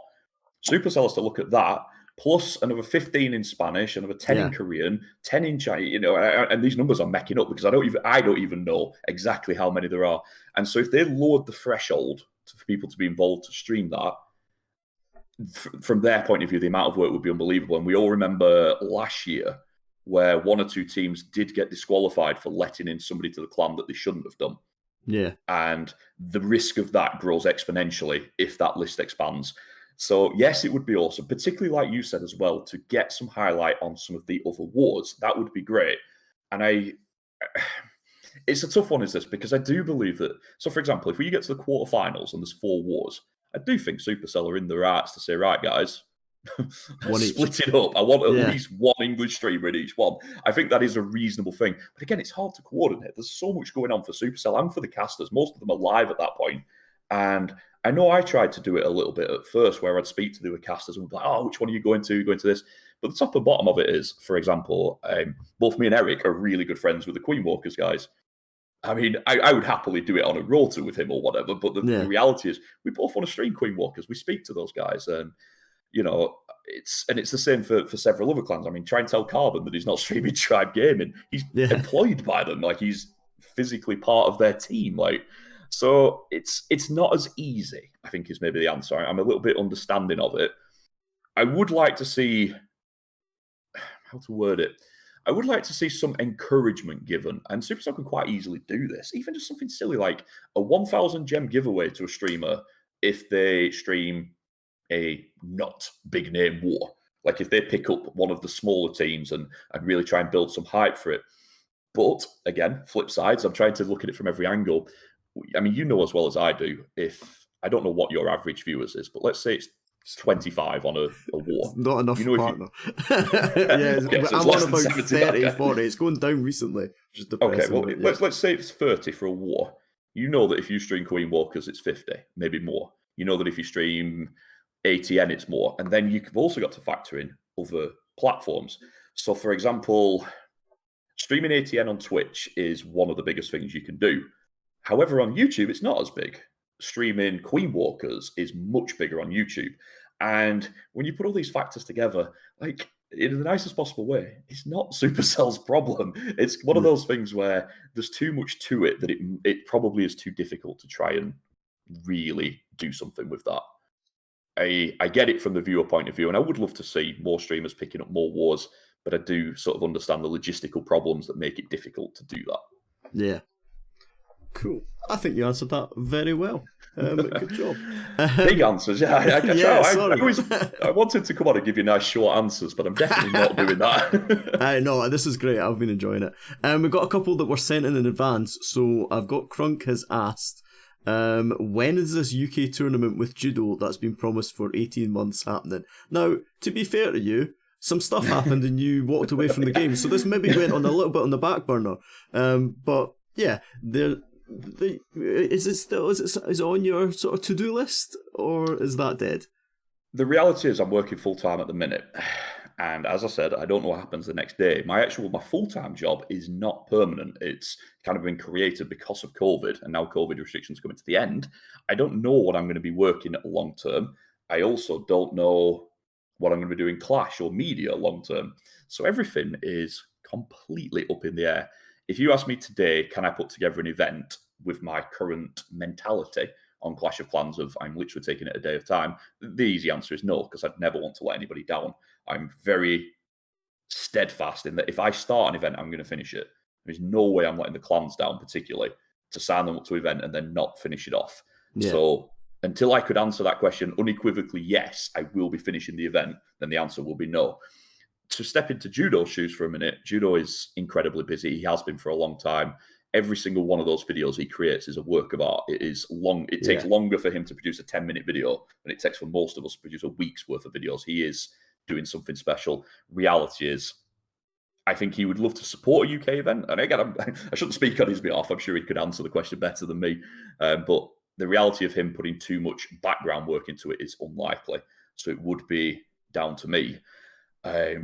Would I like to see the UK community grow? Absolutely. Always have wanted to. And my account, my Town Hall 14 is in one of the UK clans now. And that, as much as I like the guys there, it is partly because I would love to see the UK community grow. I don't know if anybody's on Twitter, but Valley from ATM met up with Eve Maxey today from Tribe. And the Space Station Gaming meetups, they've become quite famous these last few weeks. They're getting some big crowds together, having some right good fun. And we don't have anything like that in the UK. The UK is a small country. Why have we not got it? So there's a lot of work to do in the UK, and there's no doubt about it. If I got more involved with Clash again, I would want to do it, definitely. And I think that because I'm not going to get involved in any other event on an admin level, I'm only going to stream or do media, I think that I would have the headspace to do it, but I'm not there yet. There you go. There's a very thorough answer for you as well. I like that. Like, yes, maybe, not yet. Cheers. Yeah, okay. Yeah, it covers all the answers. I do want, genuinely, I want to do it. The Clash of Clans still here. Can I answer this question honestly? I will answer it honestly. Right, here's the other thing as well. Nobody quite knows what's going to happen with me on Clash. Me most of all. And the thought of me setting up, let's say I set up a small 8-team tournament, a 1-month event. Nothing too big, nothing too crazy. Just a 1 month, nice little 8 teams going to a final, fun little UK event just to get that UK flag flying. Imagine if I'm not here after 2 weeks. It would really suck, and I'm not willing to upset the clans like that. I need some stability before I ask the clans for that same stability back. Does that help? No, Does that help? That seems sensible. It's fair enough. And actually, talk about people disappeared off the scene. My next question. You've been waiting, so you see these questions in advance, and so you're wearing your Done Right Games hat, and someone actually mentioned right at the start, they noticed it and they mentioned it. So the first way, do you know Jake? And having the fact that you've been in One Hive and all that, I think you've kind of answered that already. Do you think his game will ever happen? And did you invest? Now you've got a cap, so I might know the answer to that one already, but tell us about that. I think Jake is one of the most amazing people that ever came on Clash of Clans. Obviously, him and Powerbang were side by side. I'm going to go off on a tangent again. Your viewers are getting more than they bargained for you. But Absolutely fine, mate. the Jake and Powerbang were always side by side in lots of ways. But you look at Powerbang, and he is. If you were to make a video of how to become a media person on any game, not just Clash of Clans, Powerbang is almost that person in terms of his professionalism, his energy. He's actually got some background skills in artwork, which is a fantastic bonus for him, and it shows. And he is good enough at the games that he's on a technical level, but yet still in touch with the casual. I mean, he ticks every single box. And then you've got Jake sat there in his old room where he used to stream from with these chairs that look like they've come from the Victorian ages. He has no energy that we would talk about like energy now, looking at eSports streams and stuff. Like, he's just completely, I'm not going to say the opposite, but just completely different. And yet, people love him. People wanted to be on that stream. And to say he's got no energy is not fair. He has his own energy, but it's very different. I mean, John was talking about the lack of diversity in streamers. The way that Jake streamed was very different to what anybody did at the time, and still very different to what the streamers are doing now. And I have so much love for him. He's brilliant at what he did.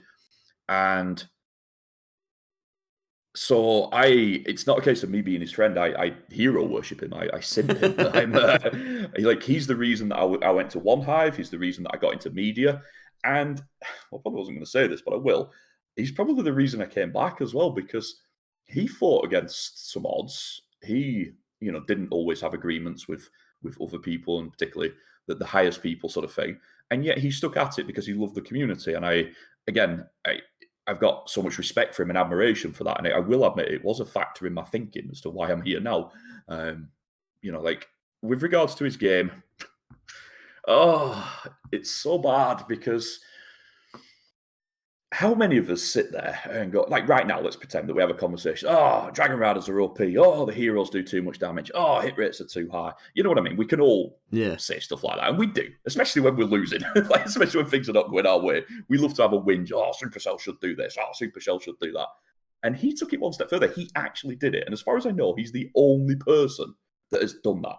And that is, that's serious. That's some proper backbone to back yourself that, we all say, oh, we could do a better job. But he actually went and did it. And that is, just on its own, that's an incredible achievement. Now, the fact that it didn't get there it's almost heartbreaking. And then, I mean, you asked if I invested. Obviously, I'm an NDA creator there, so I was involved very early on. And I loved some of the concepts that he had.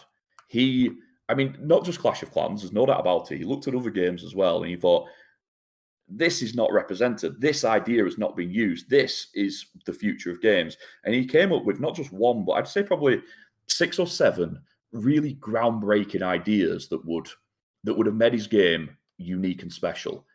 And obviously, with everything that's happened, most of those ideas are now in other games. And that's not because people have copied off him per se. It is just a case of the games have got better. The innovations in those games have got better. And to keep it strictly to Clash of Clans here, but to compete with 2019 Clash of Clans and compete with 2021 Clash of Clans is a different animal. I read on his server, I've been keeping in touch, and he is looking at options as to what he can do. But I think even he's aware that he would be looking already at Rift of Rygard 2.0. Like 1.0 is not going to cut it against where the games have evolved to. I truly hope he can do it from a personal point of view, because I know what it's like to set a goal and want to achieve it. But on the flip side, I feel that every day that goes by for the last 3 years has made his job harder and harder and harder. And perhaps now, is it too hard? I don't know. I don't put anything past Jake. He thrives in the face of thrives in the face of adversity. I have so much respect and love for him. But at the same time, I mean, look at Clash of Clans right now. Gold Pass was a massive boost. It did huge things. eSports, and bear in mind, we all talk about the success of eSports. Without live events, eSports has not been as good as it should be. live events is going to take it to another level again. And when you factor all these things in, you start there thinking, how does, let's be honest, a small indie company, which is what Jake's team would be, compete with that, or even take a small share of that? Oh, the challenges! I'd be nervous, and that's probably why Jake's a better guy than me, because he thrives in that situation. Whereas I'd look at that and think maybe that is a bridge too far. We've got loads of love for Jake in the chat. People talking about like he taught me how to play Clash of Clans and all that sort of stuff. That for me is exactly it. It's like Jake's videos were the videos that I watched religiously. He taught me how to funnel dragons. Do you know what I mean? He taught me how to queen, all that sort of stuff. It all came from Jake's videos. He taught me that Clash of Clans was on YouTube. I didn't even know it was there until I saw one of his videos. Like, he was my cherry pop on YouTube sort of thing. Where he just, and so it was things like I loved and it's a video that wouldn't work now, but there was a video called the Clash Ninja. I don't know if you remember that series. Yes. It was brilliant. Where he would just turn his camera on and he would just lurk in one hive during the war, and then he'd record the live attack, and if they failed, it got shown. If it was a 3-star, it got shown, and there was always, I think, 1 3-star in every video, but there was fails in there as well, and I loved that. I actually loved that sort of concept, and I genuinely think he sometimes was sitting there for hours with his camera on, waiting for the record. It was for me, Clash of Clans old was Jake and Clash with Cam. I don't know if you remember Clash with Cam. Clash with Cam was just the creativity, the stuff that his videos were genuinely funny. And I was like, how is he doing this from a game that, I don't know, isn't that funny? It's like, it's not a comedy game, and yet he managed to make. So yeah, get Jake on here, Mark. Nessa, I'd love to, man. Sorry, Cam was a strange one for me, because the first time I watched him, I remember watching it and being like, nah, this is not really my thing, because even at that point I was already focused on war. And I'd seen Big Jake, and Cam wasn't that style. And then I went back probably a couple of weeks later and watched one of his videos fully, and I was like, I missed the point with this guy. He's not Jake. He's not the war commentator. He's something completely different. I think in modern day terms, you'd probably compare him most to someone like Baker. And he had an edge. He was really good at what he did. And I think that particularly once I got into media, I start to appreciate a lot more the different facets of media. So a lot of your viewers are war fans, and they will sit there and say, if they had to compare Galadon to Carbon, they'd pick Carbon every day of the week. But that doesn't mean that Galadon doesn't have an incredible talent, because we thrive on the content. We take the top players, the top wars, the top attacks, and spice it up just a little bit. We add our own little personal touch. These guys take something nowhere near as exciting and make it into entertainment. And I know there's always been a little bit of a, I don't want to say rivalry, but there's definitely been a bit of friction between war creators and non-war creators, or non-competitive war is probably the better way to word it. Yeah. And I just don't believe in that at all. I have got so much respect for the work that Klaus, Galadon, Cam, Baker, all those guys, and I can't even name them all, there's so many of them.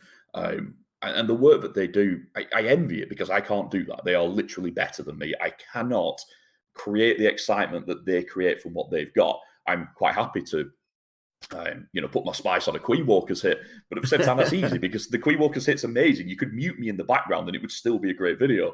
Whereas those guys look at Baker with those wall sets up he does, and he makes a little maze and then sends a troop through it, and he gets 1 million views. I mean, it's just, it's sensational what they do. And that, to me, that is a bigger achievement than me hyping up a big war, because hyping up a big war is so easy. Klaus steps up, I know it's going to be magic. Well, that's the thing. I mean, if it's something that you're passionate about and excited about, then it's very easy to get excited about it. And yeah, I'm sure that's what those content creators would say, is that that's where they're getting their excitement from. But yeah, it's good. I've kind of at the end of my questions. I'm waiting to see if, I don't think any others have popped up in chat. Guys, if you have asked a question and I've missed it, feel free to chuck it in now, but you don't have long, because I have kept Adam here for ages and ages. I knew this would go over. I said in advance, this is going over. I don't really have an end time on it, apart from, I'm conscious that I'm keeping you busy, but I'm like, I've got nothing on here. Is there anything else you want to say? That's always a good one. I mean, I've just really enjoyed being here. I think that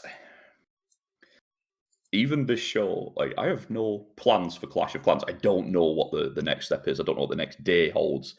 And so to be on a show, and I know that quite a lot, like if you talk to Itsu, he will tell you about what his plans are, obviously, with the German, the English content creation, which way he's Yeah. going to go, all that kind of stuff. So to Judo, his videos just go from epic to next level epic to next level epic. And he's already got plans to go 2 levels higher. He's always thinking about it. Me, I'm sat here thinking, am I streaming tomorrow? I don't know. It's so the future questions are really difficult for me because I just don't know what happens.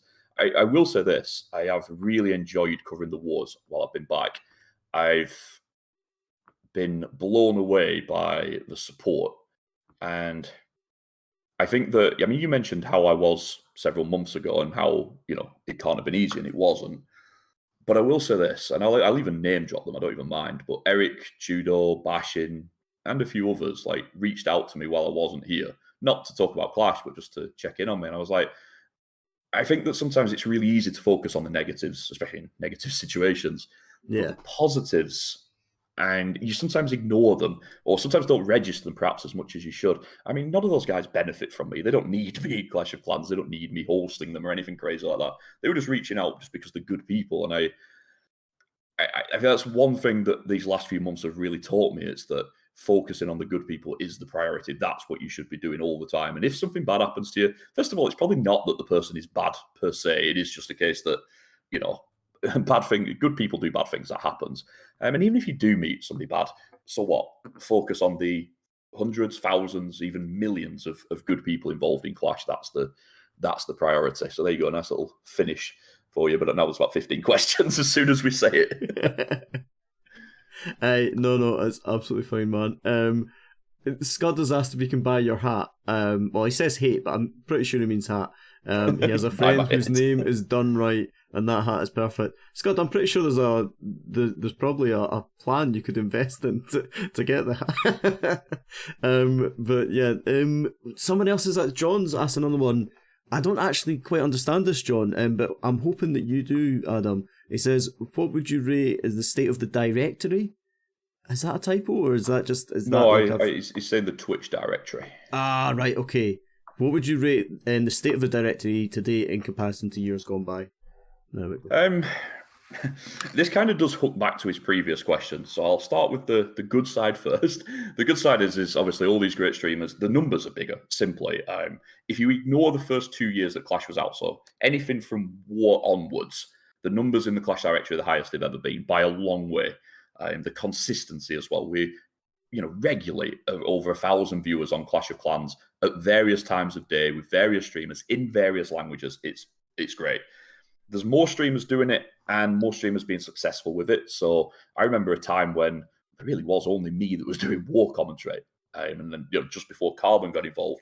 And now look at it. I mean, even if Carbon, Eric, Lexnos, Susie, me, and Eric all miss a war, Mac will be there covering it. Itsu might have it on his screen. You know what I mean? There's just so many. Mr. E might be covering one, and it's. I mean, you touched on it earlier. If you are a newer streamer and you get lucky, but I'll put it in brackets, but lucky, and there's no bigger streamer on, all of a sudden you're doing amazing. And I don't even mind shouting out Wasman as well. I'm quite impressed with the work that he does. His war commentary is very good. He's got a good setup, and you know what I mean? He's putting out some good content, really adding to the wars. His good vibes. I love the good vibes sort of phrase. That I love that. It's just a tagline of just good vibe. It's brilliant. My tagline's rookie. It probably says more about my streaming than anything else. And to take it one step further as well, I mean, one of them's live now. I don't know how you pronounce her name, but Maverick, the Spanish streamer. Yeah. And I hate highlighting that somebody's female. It actually bugs me because I always think that people should all be judged equally. But the fact that Maverick's doing some good work, obviously Susie's doing some good work in English, Mara Jade's doing some good work. It's nice to see that there is that little bit more sort of tick box diversity, if you're going to put it that way. Yeah. But yeah, it's great to see female creators doing well as well. However, to hook back to his sort of first question that does link into this one, as much as there is more streamers, I do kind of get his point. I know where he's going with this. There is a little bit less variety in those streamers. Like Clipsy is unique now by a long way. Like, he is right out there on his own, and it's a pleasure to go and watch him. I do think that Cam Wow does things a little bit differently than most, and maybe Mara as well. But in general, there's a lot of similarity between the casters, and I do kind of know where he's hinting at with that, and I don't disagree with him. Yeah. I think that's kind of what we were talking about earlier as well with the creator program. There's now a set of rules that are in place, and that desire to be recognised by Supercell does put people maybe a little bit more onto the same track. Yeah, no, that's fair enough. John says that was a bait question, and you understand it. In Prime, have you ever caught one of? So Prime streams in like 5-6 a.m. for us, so you may well have totally missed him. But I'd like to think I missed it. But he's just occasionally, when I get up at 9 a.m, he's live. Optimus Prime. Levantur Prime. I know what you mean. The stuff that he does with OBS is incredible. He describes it as it's a just chatting stream where I also play Clash. And the stuff that he does is just incredible, and it's all through just the macro commands that he's got and all that, and he'll have a stare off for some channel points and all this. It's hilarious. It just blew my mind when I watched it. I was like, this is incredible.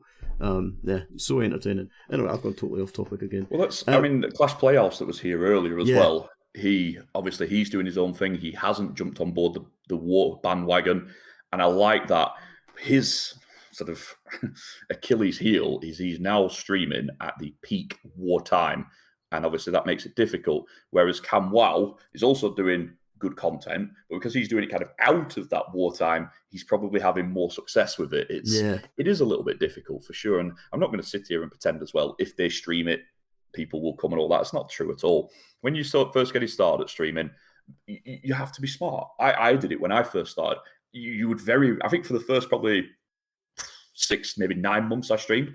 I never streamed at the same time as Powerbang. I wasn't an idiot. I knew that everybody would go and watch him. I would try and work out when he might be live, and then I'd try and pick up times outside of his. And you've got to be. Same, obviously, when I was starting streaming, Shubaloo and Scottoria were much bigger.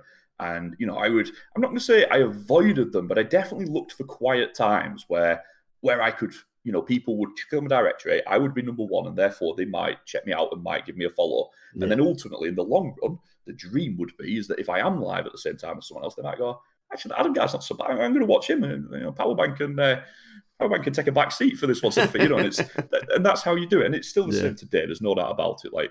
So, for example, I think Mr. E was streaming a war earlier while I was working, and I think he was the only sort of warcaster on covering it. So he had monstrously more viewers than normal. He will have picked up more followers than normal. And this isn't a bad thing. This is just the nature of the business. It's what you have to do. And, I think for me, I did it slightly differently. I stream on YouTube and just pick people up from there. That's my plan. But you've got to find your angle. You've got to find where are you going to introduce yourself. And I don't think that's a bad thing for the community. And I do think that having those big streamers, I know they might so-called the views to them, like the Lexus, the Erics, and those people. Good, raise your game. If you're that good, you'll be able to compete with them if you build up over time. And if you're not that good, then you won't. And I think competition is great. I don't want to see a world where Queen Walkers and Adam and Max 5v5 team is the same. Queen Walkers work harder than we do on our 5v5. They deserve to be better than us. I'm totally okay with that. I'm a huge believer in competition. I'm a huge believer in if somebody is getting more viewers or whatever, as long as they're doing it legit. Let's just not go down the dark road of view bots and all that nonsense. But as long as they're doing it legit, well done to them. And any time that someone does better than me, all I look at is how can I do better? Love that. That's probably quite a nice place to finish as well. I did see there was another question from Nestle. He's asked about what your high and lows in Clash were, but we kind of covered all of that already. So I'm not ignoring you, Nestle. It's just I don't know if you missed that was like almost one of the first questions we talked about.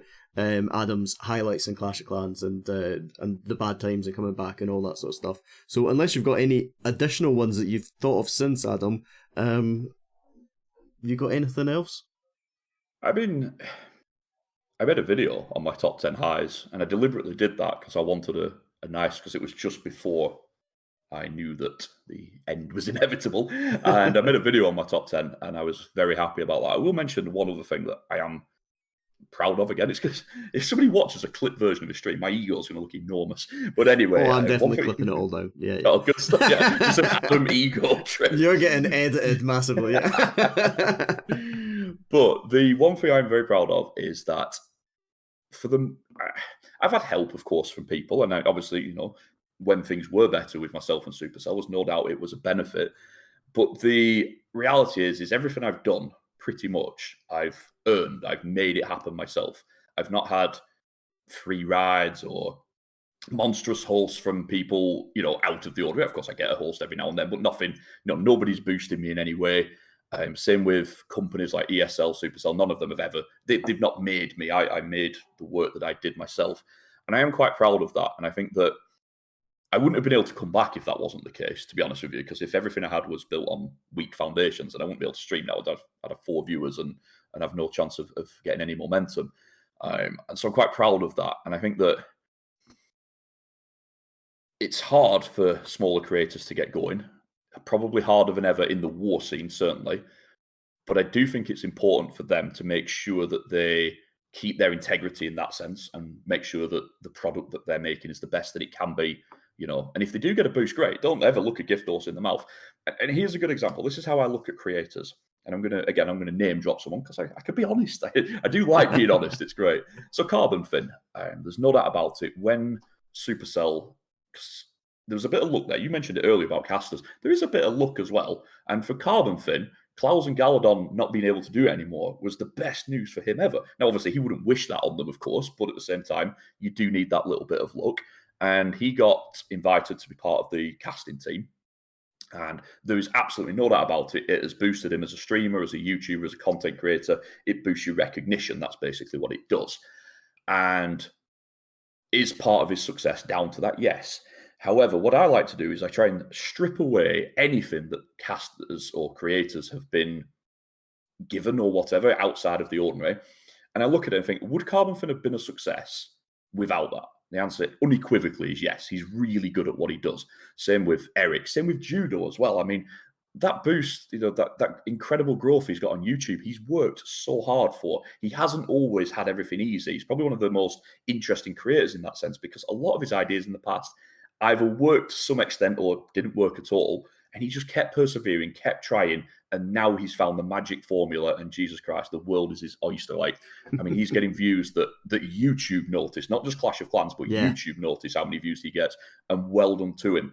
And that's kind of my thing with all creators. I look at them, and like you do in the show, this is out of the box. This is a gamble. It could have been a flop. It might not have worked. You might not have been able to get guests. You might not have got views. You went out there and did something different that nobody else in the current community is doing. And it's a success. And so well done to you. And I think that that's very much how I look at creators. I look at what they're doing differently. The duo and single masters that Carbon does is superb. Incredible. Yeah. It really so is. Good, isn't it? It's taking that 1v1 format. So sorry, I've busted in on you, but yeah. So like one of the first competitions I got involved with was Clash of Steel, was Alpha League, and that was this 1v1 format. And Carbon Fin has taken that and just brought it to the next level. And it's such a good. It's just such a good setup. I absolutely love it. Yeah, it's brilliant. Family Feudal pieces, Mystery. Yeah. Well, that's what sorry, Adam. Are you playing for War Hunters at the moment? Is that correct? No, I have my account's a 13.5. Oh, damn. Okay. It's awful. I am hanging. I speak to the War Hunters guys often, and I'm sure that I have plans to do more with them. But I mean, as a player, I'm 3 months at least from being able to put up even a respectable account. War Hunters are in my competition Family Feud, and I just would have been really excited to see you there. But you might see me in a not. I mean, you'll see me hanging out and supported and things. I mean, I'm Team War. I've got the hat. I see the hat at the other side of the room. And I'm like I said. I mean, I love the fact that people are doing things differently. I love the fact that from like in the Clash Cup days. I mean, we didn't just do 5v5 wars. We did 5v5, 10v10s, different formats. We did 2 hours, 4 hours, 1 hour, 8 hours. We did a bit of everything to test things. and find the winning combination, which obviously eventually evolved to eSports. And same with like, I mean, it's not like Carbon's the only person doing 1v1, but he certainly had the biggest success with it. I love the fact that Eric isn't just doing wars. He mixes it up, does a bit of Town Hall 10, 11, 12, 13. He's got a bit of everything in there. And I guess this all hooks back to Jono's question. He's getting a lot of shout-outs today. Well done, Jono. But, I don't think the directory is stale. I don't think that's a fair comment. I do think that casters are a little bit more in one direction than they used to be. And I don't think that's an unfair point to make. But I do think that people are realizing, I mean, look at Carbon's numbers on an average war stream. He's one of the big streamers. But when he does his own event, he is doubling that number easily. Yeah. Like, people want to see him doing that event. And I think that's a really positive message to send out to other creators that, doing stuff like that is the way forward, creating something special, doing something a bit different. And then you never know, you might get the next silver ticket. It's unlikely, but if you don't buy a lottery ticket, you're never going to win the lottery. And that's kind of what content creation's like. If you don't try, you're never going to get that golden moment where something clicks and goes right for you. Yeah, no, that's cool, man. Coobs, welcome to the stream. Family Feud is Meg. Imagine if you could type properly, Coobs. That joke would have been so much funnier. Coobs, I saw your question earlier on as well. You asked Adam what his favourite community league is. He's already answered that one, man, so you're going to have to watch a YouTube video back to find out. He may or may not have said EYG Open. You never know. Guys, we're going to end it there. Adam, thank you so much for being on. I said at the beginning, I didn't think I would have seen one of the, to make you sound really old, sorry man, one of the greats of the past on. I didn't think I would, because you just as I was starting this, you walked away, and I genuinely didn't think you would ever be here again. So it's been an absolute honour, been brilliant having you on. Thank you so much.